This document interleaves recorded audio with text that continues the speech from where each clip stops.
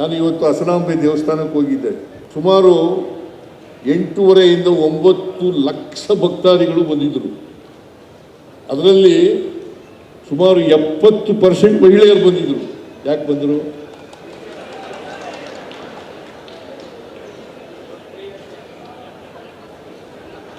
ಯಾರು ಕೊಟ್ಟರು? ಯಾಕೆ ಕೊಟ್ಟರು? ಯಾಕೆ ಬಂದರು? ಶಕ್ತಿ ಯೋಜನೆ ಜಾರಿಯಾಗೋದ್ರಿಂದ ಅಷ್ಟು ಜನ ಬರಲಿಕ್ಕೆ ಸಾಧ್ಯ ಆಯಿತು. ಏನಪ್ಪ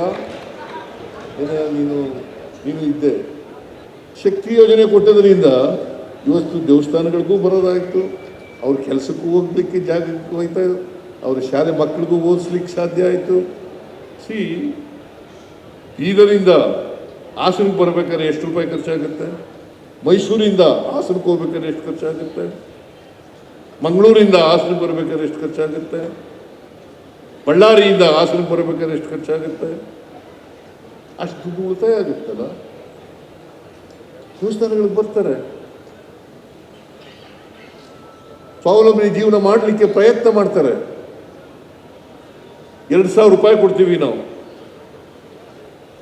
ಎಲ್ಲ ಬಡವರಿಗೆ, ಎಲ್ಲ ಜಾತಿ ಬಡವರಿಗೆ, ಪಕ್ಷಾತೀತವಾಗಿ, ಧರ್ಮಾತೀತವಾಗಿ ಎಲ್ಲ ಬಡವರಿಗೂ ಕೊಡ್ತೀವಿ. ಒಂದು ಕುಟುಂಬಕ್ಕೆ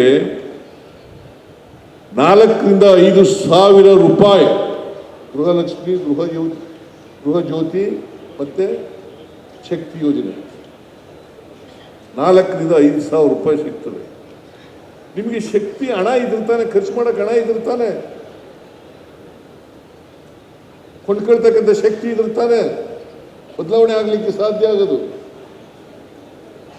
ಕೊಂಡ್ಕೊಳ್ಳಕ್ಕೆ ಶಕ್ತಿ ಇಲ್ಲದೆ ಹೋದರೆ ಹೆಂಗಾಗ್ತದೆ? ಮಾರ್ಕೆಟಿಗೆ ಹೋಗೋಕ್ಕಾಗತ್ತೆ? ನೀವು 2 ಹೊತ್ತು ಊಟ ಮಾಡೋಕ್ಕಾಗತ್ತಾ?